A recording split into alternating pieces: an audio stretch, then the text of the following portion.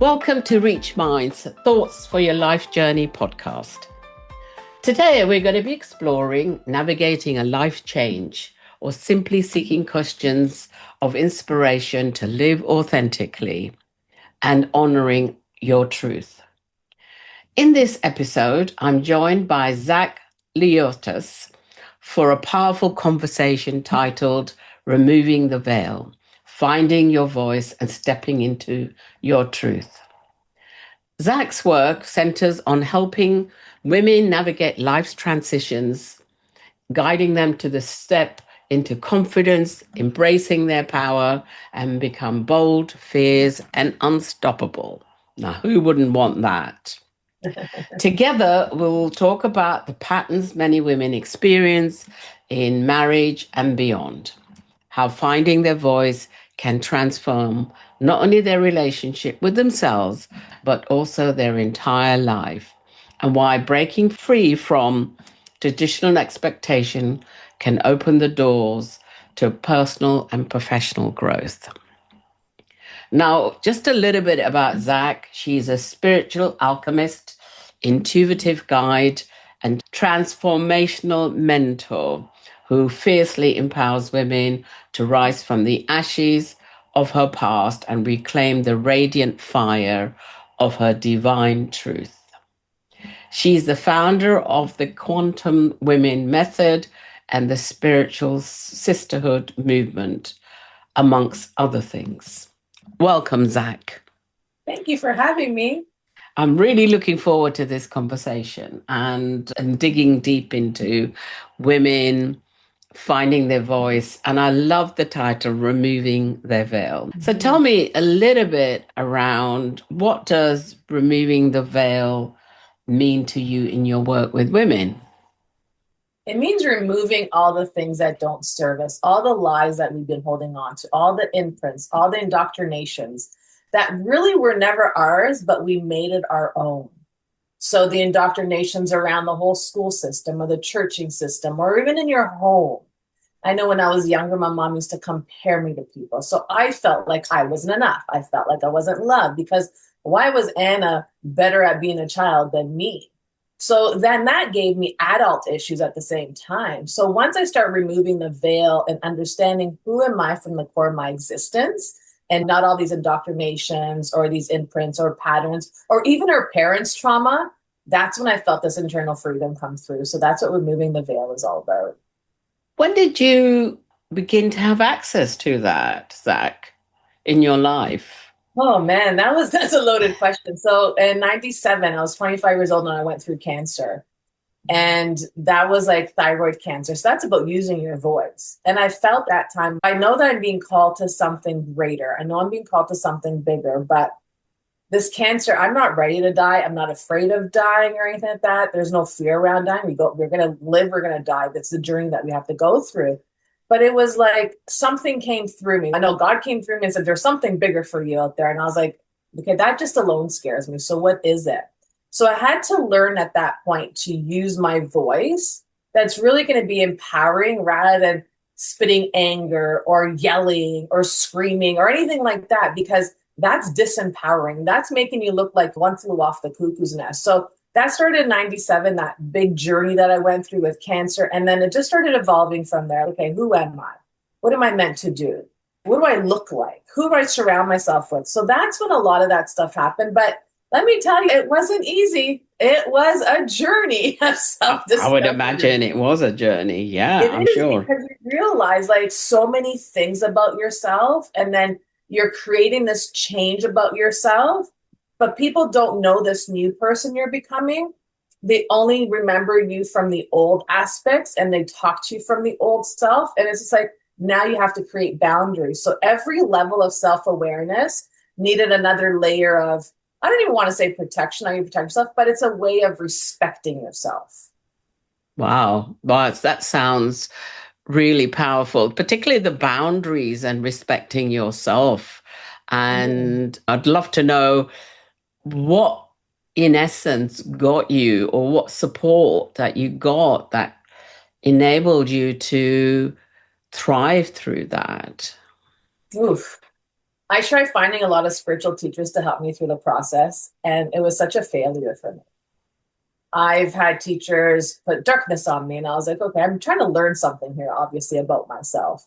So then I just had found one teacher, and he used to always say to me, Zach, just be humble. Just be humble. And that, I don't want to say that to anyone. I want to tell people to thrive, because him telling me, Zach, be humble, Zach, be humble, I felt like I lost so much of myself being humbled. And I'm very humble to begin with. So that was another journey that I went through to understand that everything that we are learning comes from within us, and we just have to find that individual to pull it out of us. And for them to pull it out of us, not out of judgment, not out of jealousy, not out of, oh, you're more powerful than me, or you have this. There's so much that goes on in between that. So I learned that. It was crazy because it was just before, I want to say COVID. I don't want to even say that word, 2020. It was just before that where I went on a journey of self-discovery for about 8 years. I traveled through California. I was down in Costa Rica a lot. I went to Panama, and I was just trying to understand me. Who am I away from all these things? And I realized who I was. But then when I came home and expressed that, it was like everyone looking at you sideways, like, who's this person all of a sudden? Who does she think she is? And that's where it all started. Like, I know who I am now. And if you don't know this individual that I am, or you don't appreciate this individual that I am, that's a you problem, not a me problem. And that's when, like, I had to look at it. In 97, you went through thyroid cancer. Cancer is your strength. It's your foundation. And it was something that allowed you to grow, because it was from that point where I found my voice. So cancer allowed me to find my voice. And like I said, because it's in the throat chakra where cancer was found, that is your voice. That is your strength. That is your creativity. That is your truth. So when that all started functioning properly for me, I was like, I don't know. And it's, oh yeah, but you don't want to know who I am, because now I'm finding my voice. Now I'm standing up for myself. Now I'm speaking up. So it's one thing to have boundaries. It's another thing to practice your boundaries. I think that's really true. And I do believe that, the work of Louise Hay in many ways, I don't know, 30, 40 years ago when I read her book, and she spoke about if there's any problem in your body, the throat sticks out for me. And it's really about not being able to express yourself, not being able to say what you want to say. So I want to kind of circle back a little bit in terms of your journeys, one of finding yourself and through the unfortunate or the fortunate experience of having cancer. However, how women who want to find their voice, and more to the point, I think, the question I have in my head is, why do women struggle in finding their voice and stepping into their truth? Because they've been programmed to please everyone, to take care of everyone, and totally forget about themselves. And then we don't use our voice because we're afraid of what others are going to think. So it all started off from childhood, right? When you want that acceptance or that love from your parent, or you want to be seen by your parent, but then you're like, sit there, be seen, not heard. And it's okay, there goes your throat. It's a little shrinkage now. Like there's a bit of a blockage there.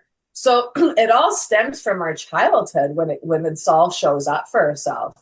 It's about the self-acceptance. And are we accepting ourselves for who we are? Are we allowing ourselves to be that individual? So when I went through this journey of discovering these parts of me, it was like, okay, forget about what everyone else said. Figure out who you are.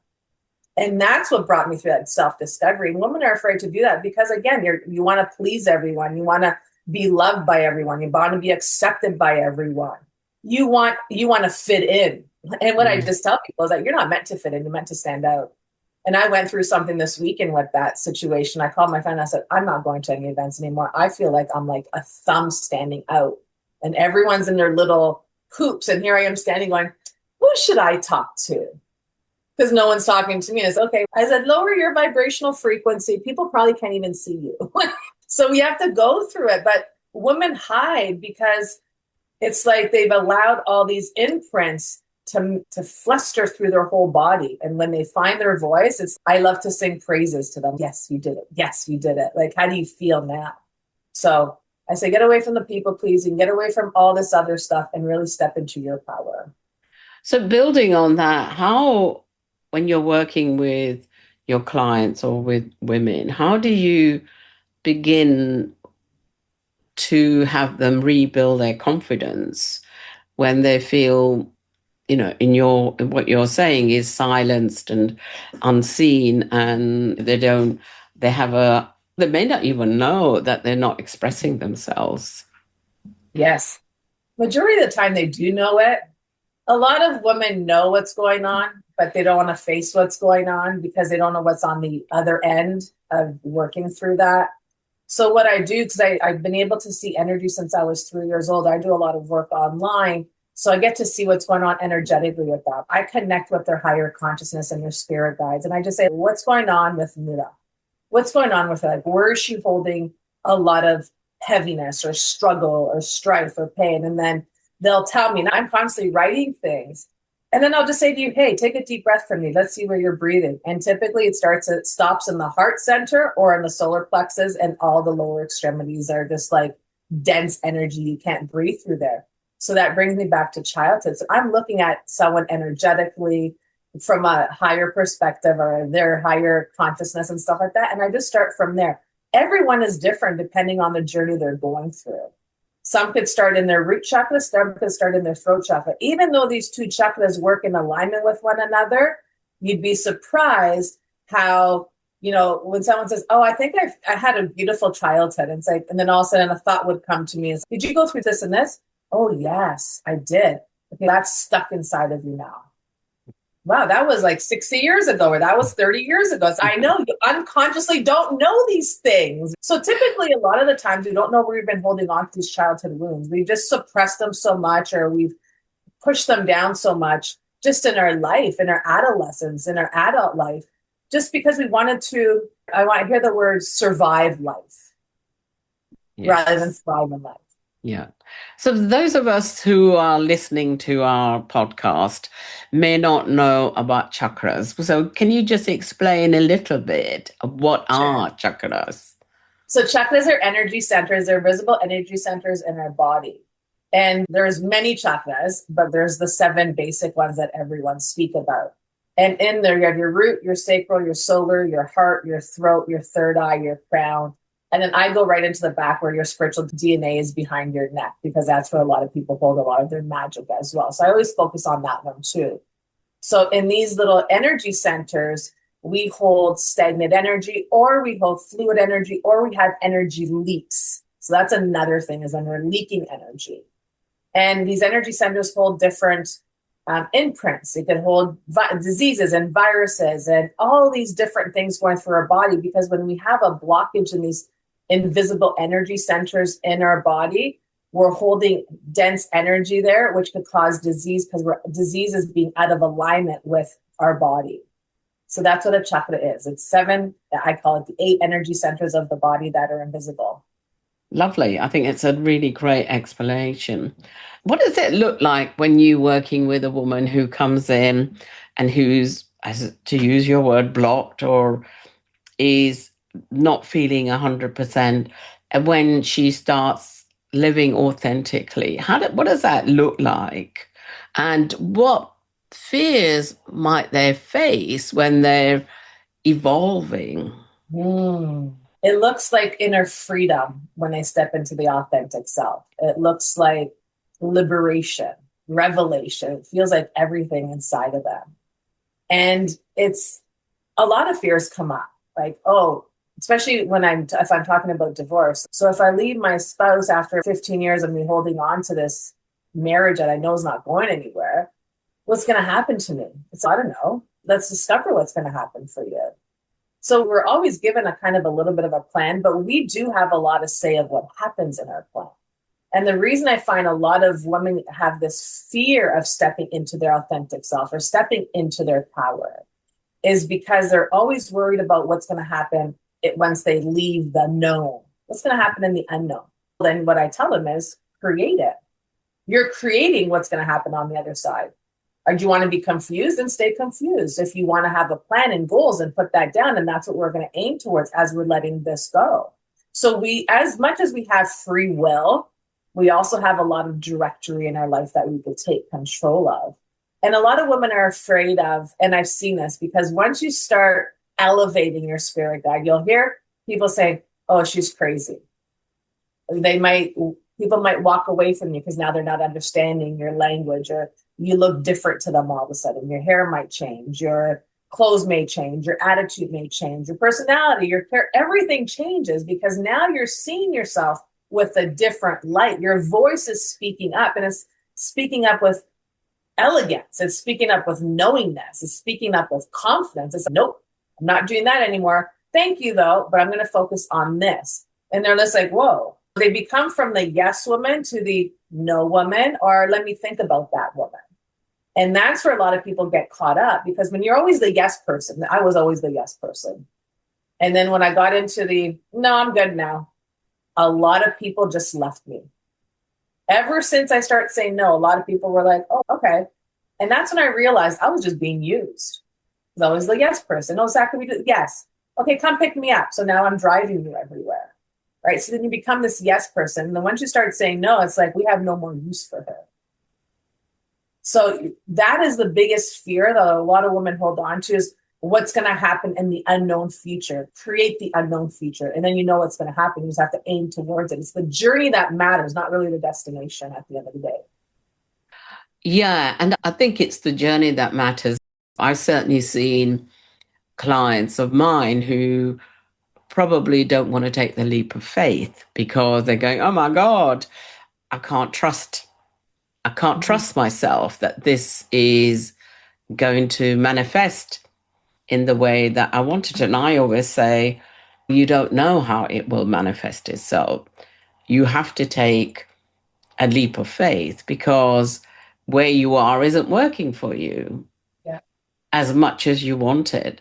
And I completely understand fear, because I've had people and friends who say, I'm happy where I am. It works 45%. I'm happy. I don't want any more. And I do push back and say, really? Isn't there more? Even with clients.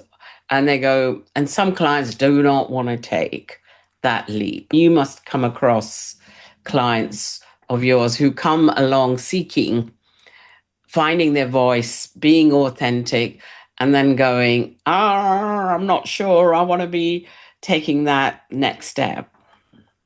Yes, absolutely. And that's where I say, listen, I understand trusting someone is hard, especially yourself, because we made so many mistakes in our life. But now that you have someone to lean on, someone to talk to, someone to express, which would be me, give it all to me, and now I'll guide you through the whole process. So you're not alone on the journey. I'm coming along with you on this journey. And once I say that to women, I'm coming along with you on this journey, it's like I let go of that fear, knowing that, hey, Zach's on this journey with me. And if I am having a hard time, I know I could reach out to her. So once I take that away from them, that fear of you're not alone, I'm with you along on this journey, I find that's when they just relax their shoulders. And it's like, let's go. What is that you want? What is that you want to create?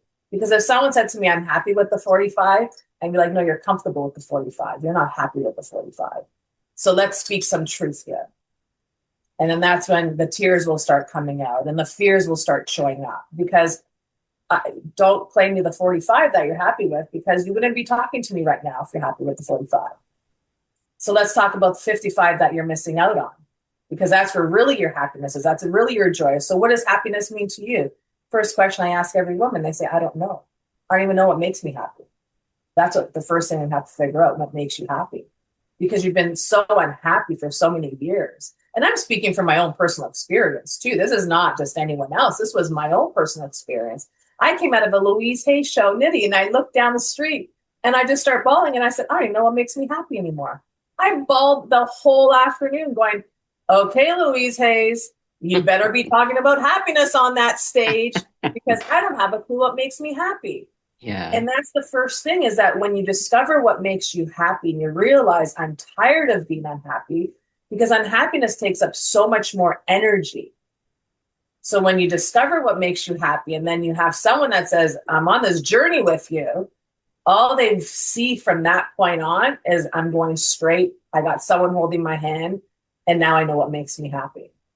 We go through a lot of different discoveries as well, but the happiness is the biggest one. I can see that. So one of the other kind of questions I have is, how does maybe cultural, spiritual, or family expectation act as a veil that keep people from stepping into their truth? What a beautiful question.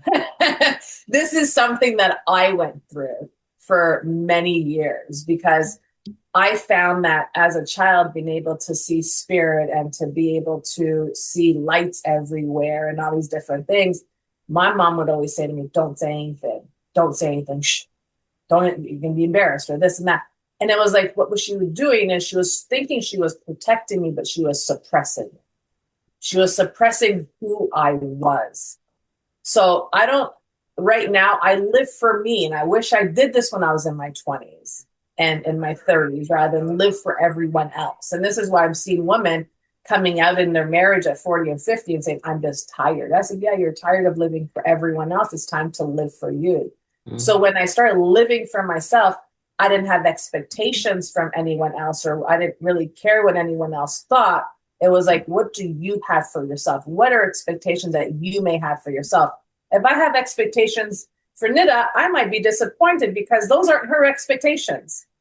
Mm. I just knew expectations could come from me. And then whatever anything comes from other people is sheer gratitude that it's coming from them. I listen to your opinion doesn't mean I'll take your opinion and make it mine. Whereas before, I listen to your opinion and see how I can navigate it through my life. That doesn't play a role anymore. So really, your happiness, your joy in that growth comes from going within you. Seeking you shall find, knocking the door shall be open for you, right? Mm-hmm. So that's what was coming through me a lot of the times. I have no expectations from anyone else because, again, like I said, disappointment happens. And you're thinking, I'm married, I have kids. They're all on their own journey. You could have communication with your spouse, but he has his life, you have your life, you have your life together. It's not like you just have your life together. You both have your separate lives. You're either going to grow together or you're going to fall apart together, one or the other. So once you let go of the expectations, I think life changes right there, alone right there. That's an interesting thing. How do you let go of expectations? The way I did it was I just do things out of my heart, not thinking I'm going to get anything in return from anybody. So if I'm doing something, I'm doing it because I want to do it. If I don't want to do it, that's when I'm like, no, thanks, I'm good. So right? It's not actually having a reciprocal arrangement in place. Not at so all. There isn't there, because I think for most people, certainly for me, if I have an expectation, even though I go, I don't want anything, but unconsciously, I know there's a little thread there that there is something that needs to come back, as opposed to just being clean and going, okay, I'm just doing this because I want to do it. I don't have anything that I want in return. It's not about you're not going to get anything in return, but don't expect it to come from that same person you've given it. Yes, absolutely. That's what I meant. The world can, and certainly I've seen this a trillion times. You give one place but it somehow comes from another place. I've lived long enough to be able to recognize that. And I think that's so powerful. Yet for me, at times, I think I do catch myself and go, no, let it go. Don't have any expectations, because the world manifestation works it's not a woo-woo thing, but I know the world works in a strange way. In many respects, really. It's quite interesting because when you were talking about your own awareness and your mum shutting you down and saying, don't tell anybody. And in an Indian context, I remember that has brought up for me as a young child. I was born in India, and I used to have people who came to me and said, oh, what's going to happen to her in our lives? It's almost like I had the premonitions or my intuition who could say things. As a child, I could see things. And I remember coming here in my teens losing that in many ways, because it was almost like working with the Western mindset. And even though I think I spent a long time looking at intuition, it's now come back to me. But for years, it disappeared because I was saying to myself, don't trust it. Don't trust that insight that you have. And I do think it's really about our sixth sense. We do know is whether it's to do with allowing that part of ourselves to come out, or from what you're saying, women do know that it's not okay. And yet they'll sit on it and go, and maybe it's about timing. I don't know. Everybody's on their own Yes. journey, and who are we to say how it should be? What I want to come back to is when you witness women's transformation of stepping into their authentic self, what do you experience as somebody who's working with them? I call her my girlfriend now, but I met her as a friend and she became a client, but she's a friend of mine. And for the last year, she went through hell in a handbag, I say. She had court cases, divorce, her mom passed away, like all these different things happened for her. And when I started working with her, she was just always frantic. Got to return the email, got to return the call. I'm like, yo, just take a deep breath. I said, because I feel that as I'm talking to you, I feel like I'm strangling, like I can't breathe. She goes, that's how I feel every day. And I said, that's because you're running to things that you're not happy doing, but you're not getting it reciprocated back fast enough. So it's making you angry. So let's take back our power from that and make it, you do it on your time, on your schedule. And this happened within 2 weeks of us working together. And this is the story that came through me right now. And within 2 weeks of working together, I would say, did you talk to the lawyer? Let's look at the energy of this. Let's look at this. And she goes, no, I'm just taking my time. I'm not in no rush to talk to them. And I went, girl, all I saw was this big woman coming through you when you said that. I'm taking back my power because I've loosely given it to lawyers and to ex-husband and to my mom's passing. And she didn't have a chance to grieve her mom's passing because mom's boyfriend came and tried to take stuff from her. And it was just a tossed salad of everything. And when she went through finding her voice and taking back her power from all this masculine energy that was really suffocating her at this time, I saw strength come out of this woman like nothing I've ever seen, because she said, no, I'm not doing this anymore. I'm not allowing myself to be tossing and turning in bed. I'm not allowing my mind to drive me crazy that I have to respond to these emails fast enough and no one's doing anything on the other side. I am not allowing for this to happen. And it was just like, wow, like I couldn't believe it, because this woman that came through to her, and I see her all the time, is just like, she's my little shirt friend. She's 5'5". I love it because to me, she's not 5'5". She's 7 feet tall from the strength that's inside of her body.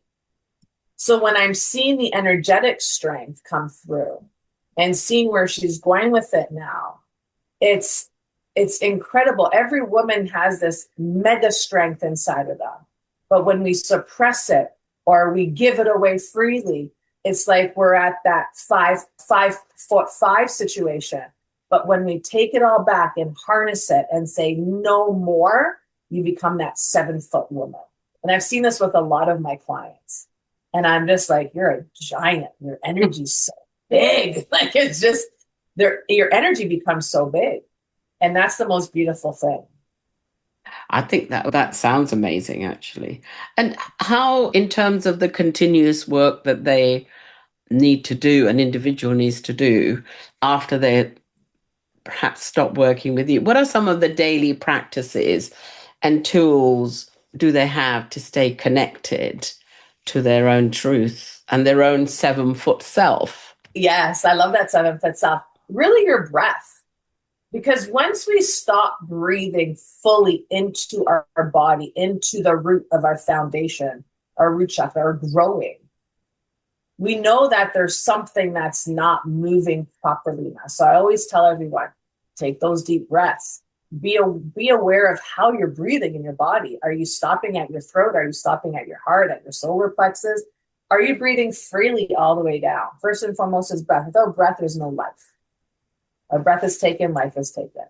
So once we start breathing breath in our body, then we could start moving through this. But then the mind starts going, right? So you're breathing your breath all the way to your root chakra. Then the mind starts going because that's such a massive connection, right? So then I say, just write things down. Whatever comes to you, don't hold it in your mind. Let it go. Write it down. Make space for new things to come to you. So release it through your writing. Release it through your writing. And then they'll write everything down. Most important thing is water as well. That's one thing that gets neglected a lot is water. Why do you want water? 70% of our body is made out of water. If we're not drinking water to flush out this energy, we're still just ruminating in this energy. So you could let it go, but you're still holding on to it. So we'll let go of energy through our sweat, through any bodily fluids, our tears, anything like that. So water is really important in nature. So those are the key steps to it. You could do sound vibration, which is very good for you as well, because different vibrations help for different parts of our body as well. So that's something I would say. Or some aroma scents. So I love incense, or I love to have my diffuser going, anything like that. So simple things in life make life so beautiful. You don't need to do anything complicated. You don't need to buy anything extravagant. People go and buy all these things. I'm like, okay, did you really need to spend that? I learned that this. I'm like, okay, so how's your breathing? I can't breathe that good. What? You should focus on your breathing before anything else. So we don't need these extravagant things. Life is so simple. It's just man that makes it complicated.